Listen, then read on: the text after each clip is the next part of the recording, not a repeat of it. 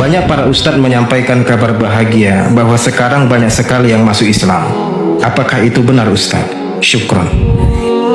Dengarkan Bapak Ibu, saya ingin menyampaikan sesuatu yang mengiris hati kita. Yang mu'alaf itu memang lebih banyak dibandingkan yang murtad. Tapi yang kembali ke agama yang dulu, itu lebih banyak dari yang mu'alaf daripada yang dari murtadin. Memang banyak yang masuk Islam, beramai-ramai orang non-muslim disyahadatkan di masjid. Tapi menyedihkan, banyak di antara mereka kembali ke agama yang dulu alias murtad Bapak Ibu. Sedangkan yang murtad atau dari agama Islam masuk agama Kristen itu memang sedikit. Tapi banyak di antara mereka yang istiqomah dengan kemurtadannya Bapak Ibu. Mengapa? Karena terkadang umat Islam tidak peduli dengan para mu'alaf, hanya perhatian di awal saat dia syahadat, tapi kemudian dilupakan begitu saja. Beda dengan para murtadin yang mendapatkan sambutan hangat dari kalangan Kristen. Apalagi kalau dia ngaku-ngaku alumni pondok pesantren, jelas dia akan dikader jadi pendeta seperti Saifuddin Ibrahim, Yusuf Roni, dan para murtadin lainnya. Mendapatkan fasilitas dunia yang luar biasa, didukung maksimal membangun gereja, sehingga dia tidak akan kembali ke agama Islam lagi Bapak Ibu. Ini saya akan sampaikan fakta betapa kita kurang peduli dengan para mu'alaf. Beberapa bulan yang lalu saya ceramah di salah satu masjid di BSD. Jamaah cerita ke saya, ada mu'alaf yang gantung diri akibat frustasi, dia kesulitan ekonomi, tidak punya uang, diserang lagi secara psikologi oleh keluarganya yang non-muslim, dan umat Islam tidak memberikan kepedulian. Berakhir tragis hidupnya Bapak Ibu, dan Allah akan minta pertanggungjawaban kita.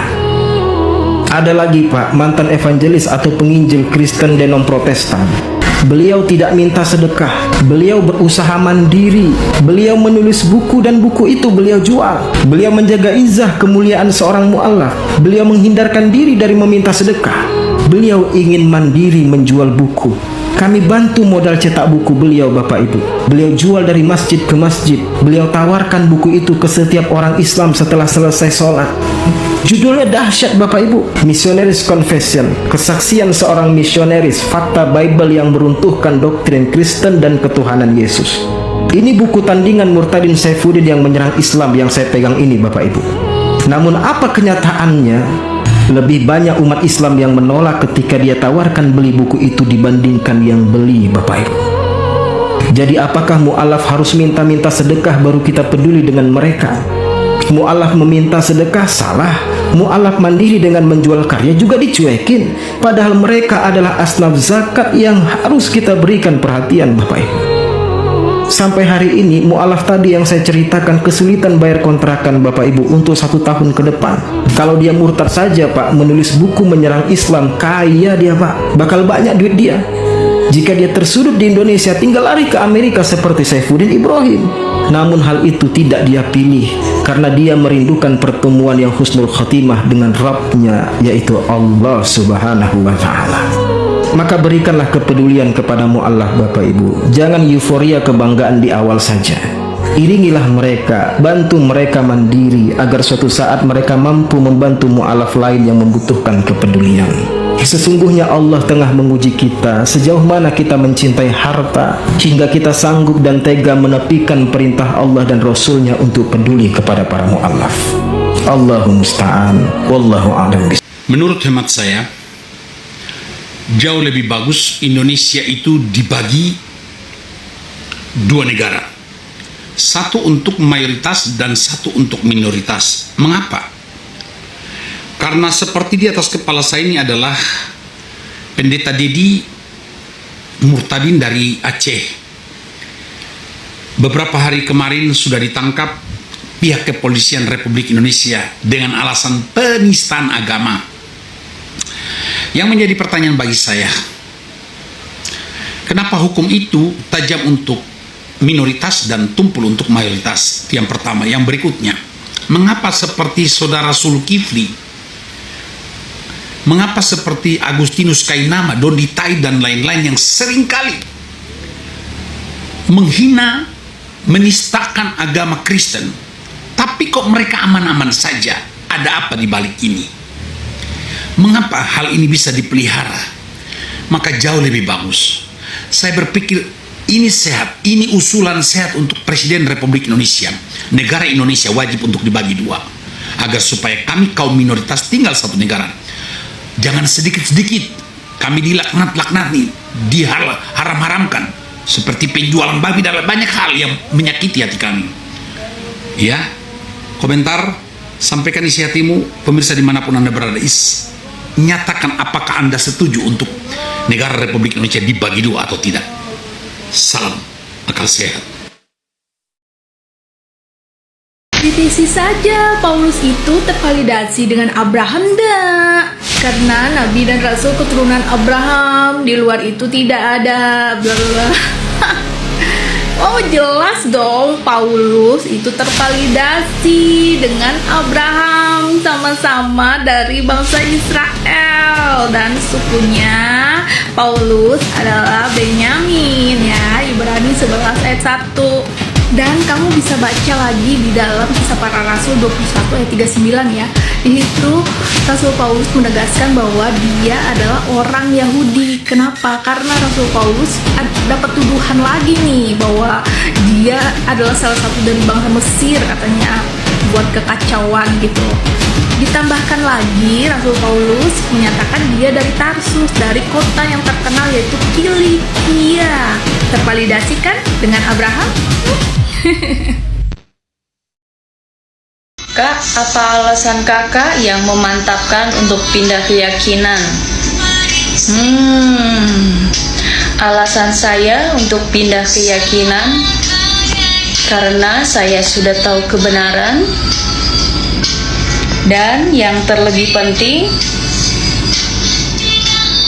agama boleh banyak, tetapi juru selamat cuma satu, yaitu Tuhan Yesus Kristus. Terima kasih. Tuhan Yesus memberkati.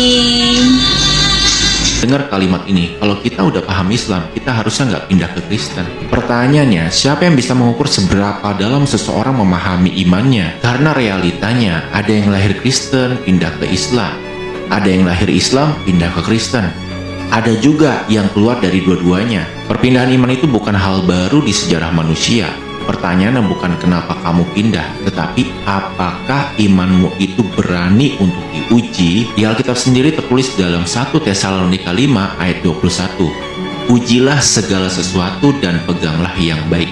Artinya, iman ini adalah sesuatu hal yang tidak perlu takut untuk diperiksa atau diuji. Di sini gue nggak pernah bilang agama yang lain salah, tapi gue itu pengen bertanya, kalau menurut kalian Alkitab itu nggak penting untuk dibaca ataupun nggak penting untuk diketahui, kenapa kalian sering memakai ayat-ayat Alkitab untuk menyerang Yesus? Kamu bilang Kristen itu keliru, tapi kamu udah pernah baca Alkitab secara utuh belum?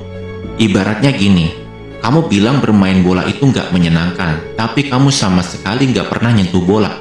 Sama sekali juga kamu nggak pernah turun ke lapangan. Kira-kira komentar seperti itu adil nggak? Kalau kamu sudah pernah membaca Al-Quran dan kamu juga pernah membaca Alkitab, tapi kamu tetap memilih Islam, berarti itu pilihan imanmu. Dan gue sangat menghormatinya. Tapi kalau misalnya kalian belum pernah menyentuh Alkitab sama sekali, terus kalian langsung menilai, bukankah itu jadinya cuma asumsi aja? Lagi-lagi gue di sini nggak menjelekan agama siapapun, gue cuma menyayangkan satu hal. Kenapa ego itu harus ikut campur dalam mencintai Tuhan sih? Menurut gue, iman yang kuat itu adalah iman yang nggak pernah takut buat ditanya. Justru iman yang kuat adalah iman yang tetap berdiri ketika kita sudah berani untuk menguji. Karena kalau misalnya kamu yakin dengan keyakinan kamu, harusnya kamu tuh nggak perlu takut buat membandingkan. Karena kebenaran itu tuh nggak perlu takut buat diuji. Jadi jangan pernah takut untuk membandingkan lagi ya. Haleluya. Kalau dalam Islam, orang yang beriman pasti selamat. Afifah, iya aku tahu kok, karena aku kan dulu dari sana, dan itu memang ada dalilnya ya. Hadis sahih lagi ya. Nih, di hadis, kalau nggak salah ya, hadis sahih Bukhari 1161, ya kan? Bener kan? Yang dimana walaupun berzina, mencuri, itu tetap masuk surga, iya kan? Sangat berbanding terbalik saat kita, saya nih ya, menjadi pengikut Yesus Kristus. Yesus berkata di dalam Yohanes 13 ayat 15, "Sebab aku telah memberikan suatu teladan kepada kamu, supaya kamu juga berbuat sama seperti yang telah kuperbuat kepadamu." Yang dimana kita harus saling mengasihi, hidup di dalam kebenaran, dan menjadi terang dunia. Dan ditegaskan lagi di dalam 1 Yohanes 2 ayat 6, bila kita mengatakan kita ada di dalam Tuhan Yesus dan Tuhan Yesus ada di dalam kita, kita wajib hidup seperti saat Yesus Kristus hidup di dunia. Yang artinya adalah kita harus meneladani Tuhan Yesus Kristus.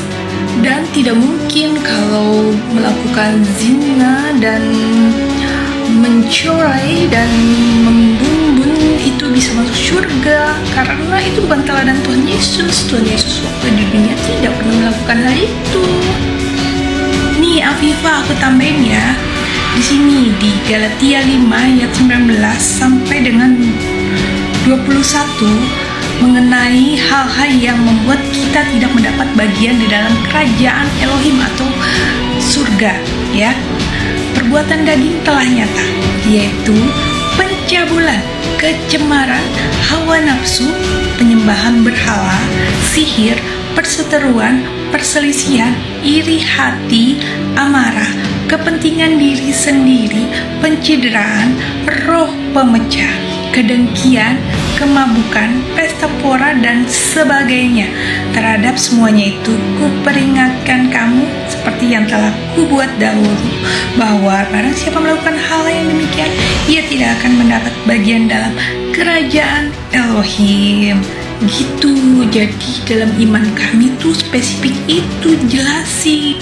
Maka dari itu kami tuh harus memiliki buah-buah roh, dimana kan Tuhan Yesus sudah naik ke surga, lalu Roh Kudusnya dikirim untuk menetap di dalam hati orang-orang percaya. Itu yang memimpin kami untuk memampukan kami tidak melakukan hal-hal yang tadi saya sebut. Kita harus memiliki buah-buah roh, ya, 9 buah roh, yaitu kasih, sukacita, damai sejahtera, kesabaran, kemurahan, kebaikan, kesetiaan, kelemah lembutan, dan penguasaan diri. Harus itu. Nah, kalau kita sudah memiliki 9 buah roh itu, ya, kita harus nih, ya, menggenapi Roma 12 ayat 2, di mana tertulis, "Janganlah kamu menjadi serupa dengan dunia ini, tetapi berubahlah oleh pembaruan budimu, sehingga kamu dapat membedakan manakah kehendak Elohim, apa yang baik, yang berkenan kepada Elohim, dan yang sempurna." Itu sulit, ya. Ya, memang itulah. Maka kita hidup harus menurut kehendak Tuhan, gitu ya. Bahkan Tuhan Yesus menegaskan lagi dalam Matius 5 ayat 48 yang berbunyi, "Karena itu haruslah kamu sempurna, sama seperti Bapamu yang di sorga adalah sempurna." Wow. Nah, standar hidup orang Kristen, kebaikan, kebenaran harus seperti Dia yang pernah datang ke dunia 2000 tahun lalu. Kita harus terus berproses mau dibentuk, gitu ya. Nah, gimana kamu, apa? Kamu cobalah kritisi.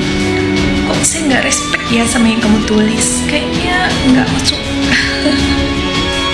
di luar model gitu ya. Apalagi yang tadi loh, yang data tadi sudah aku kasih yang di awal itu, ya. Sahih Bukhari 61:11, terbalik 11:61, ya. Itu kayaknya nggak respect banget aku. Kalau iman kami kan kayaknya pas gitu. Memang surga itu bukan murahan, jadi harus orang-orang yang berkualitas yang ada di sana gitu. Dan Tuhan kami telah datang ke dunia untuk memberi teladan yang sempurna gitu. Saudaraku, terima kasih ya.